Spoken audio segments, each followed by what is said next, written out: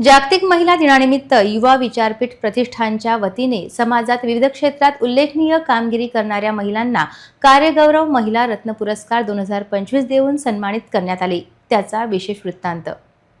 शिक्षक आमदार किरण सरनाईक यांच्या प्रमुख उपस्थितीत तसेच आरआरसी नेटवर्कच्या कार्यकारी संचालिका सौ कल्पनाताई देशमुख, जिल्हा शल्यचिकित्सक डॉक्टर तरंगतुषार वारे, समाजसेविका डॉक्टर कल्याणी पद्मने, संयोजक संजय रुहाटिया, राजूभाऊ दहापुते, अध्यक्ष श्री लक्षेश्वर संस्थान लाखपुरी, नरेंद्र ठाकरे, शिवलालजी इंगडे, महेंद्र जोशी या सर्व प्रमुख मान्यवरांच्या उपस्थितीमध्ये सर्वांना पुरस्कार प्रदान करण्यात आले। पुरस्कार स्वीकारणाऱ्यांमध्ये पल्लवी डोंगरे, डॉक्टर कल्पना थोरात, शुभदा राठोड, माया इरतकर, कोमल साधवानी, वर्षा बाठे, पल्लवी मांडवगणे, कमलजीत कौर, अनिता पद्मने, माधुरी चौहान, माधुरी धर्माडे, डॉक्टर सोनल कामे, वैदिशा शेरेकर, स्वरश्री कडू, रश्मी बहादुरकर, इंदुमती मोहता, प्रांजली जयस्वाल, सविता आढाऊ, मनीषा कुलकर्णी, डॉक्टर सपना राजपूत, मृगांजली शर्मा, सौ लता राठोड, डॉक्टर वितम फाफट या सर्व महिलांना गौरविण्यात आले।